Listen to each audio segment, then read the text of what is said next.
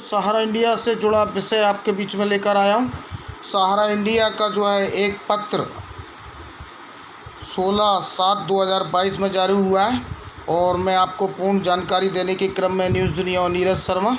Para banking के समस्त कार्यालयों हेतु विषय कार्यालयों पर पे ऑर्डर के माध्यम से मैच्योरिटी भुगतान के संबंध में मैं आपको बता दूं कि अब जो है ब्रांचों पर और पैरा बैंकिंग में जो भुगतान होंगे वो आपके पे ऑर्डर के माध्यम से मैच्योरिटी भुगतान के संबंध में, तो वे पे ऑर्डर के माध्यम से भुगतान होंगे।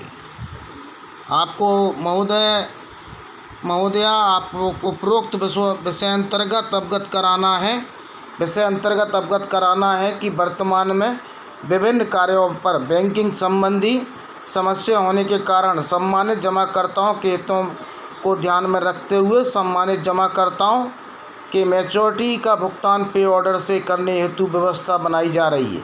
उक्त अनुक्रम में ही माननीय प्रबंधन द्वारा यह निर्देश दिया गया है कि जिन कार्यालयों पर बैंकिंग समस्या होने की वजह से संबंधित जमाकर्ताओं के हित में पे ऑर्डर का भुगतान किया जाएगा, उक्त सम्मानित जमाकर्ता के भुगतान की प्रमाणिकता के लिए कार्यालय मैच्योरिटी पेमेंट वाउचर के साथ पे ऑर्डर की प्रति फोटोकॉपी आवश्यक रूप से संलग्न करना होगा।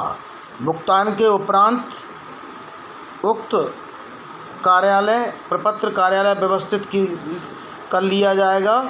डे बुक मैच्योरिटी भुगतान डेबिट करते का समय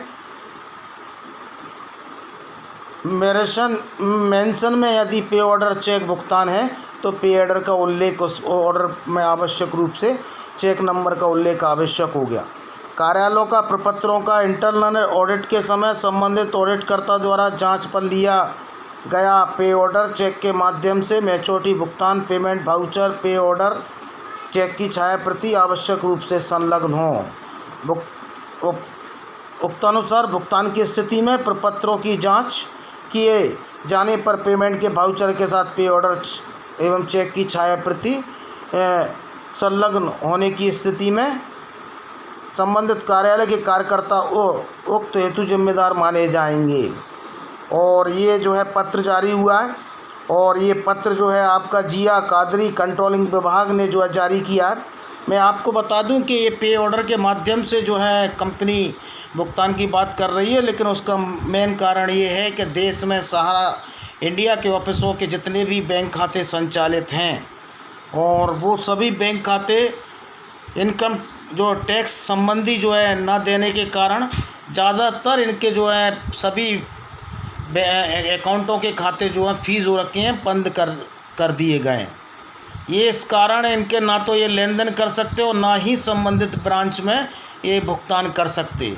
इन्होंने अभी एक लाइन लिखी है इस लेटर में, इन्होंने एक लाइन लिखी है इस लेटर में। उस लेटर की लाइन को मैं आपको पढ़ के बताता हूँ।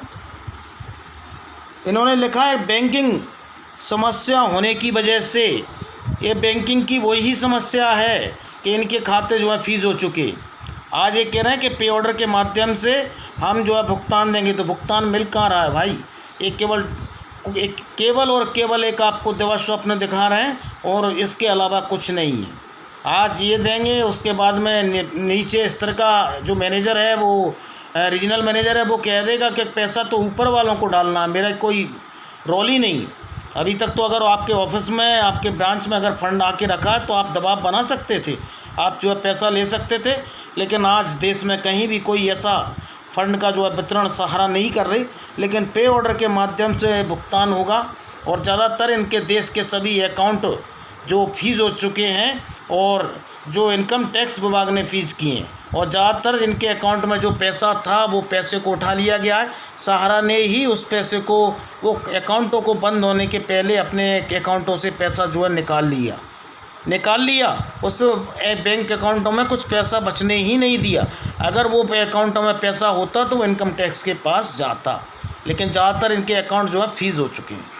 ये हकीकत स्थिति है इस लेटर को जारी करने की, और इसके अलावा कोई विकल्प भी नहीं है। और ये केवल लेटर ही है, इसमें कोई भुगतान के लिए कोई ऐसा नहीं है कि कंपनी ने भुगतान शुरू कर दिया। आप ये समझिए। ज़्यादा से ज़्यादा जागरूक बनिए, अपने हक के लिए लड़िए। बहुत बहुत धन्यवाद, आभार।